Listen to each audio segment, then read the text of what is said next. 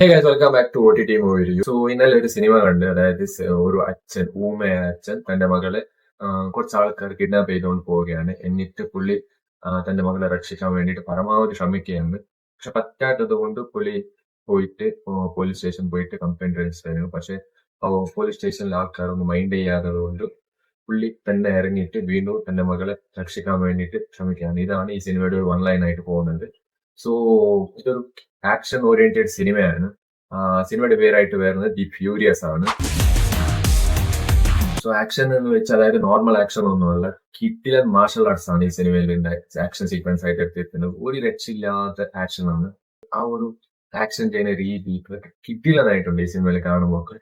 പിന്നെ പറയുകയാണെങ്കിൽ അവസാനത്തെ 25 മിനിറ്റ് ഈ സിനിമയിൽ നെക്സ്റ്റ് ലെവൽ ആക്കിയിട്ടുണ്ട്. പീക്ക് വേണമെങ്കിൽ പറയാം അവസാനത്തെ 25 മിനിറ്റ് ഈ സിനിമയിൽ.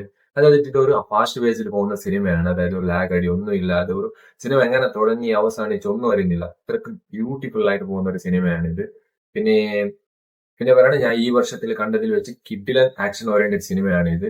അതായത് ബ്യൂട്ടിഫുൾ ആയിട്ട് വെച്ചിട്ടുണ്ട്. കിഡിലൻ സിനിമയാണ് പറയാം. സോ ആക്ഷൻ ഓറിയന്റഡ് ആയിട്ടുള്ള സിനിമ കാണാൻ ഇഷ്ടപ്പെടുന്നവരാണ് ഈ സിനിമ നിങ്ങൾക്ക് കാണാം. അതായത് ആമസോൺ പ്രൈം വീഡിയോസിലാണുള്ളത്. സോ എന്ന് പറഞ്ഞുകൊണ്ട് ചാനൽ സബ്സ്ക്രൈബ് ചെയ്തിട്ട് ഇൻസ്റ്റാഗ്രാം പേജ് ഫോളോ ചെയ്യാൻ മറക്കരുത്. അടുത്ത വീഡിയോയിൽ കിട്ടാം. ബൈ.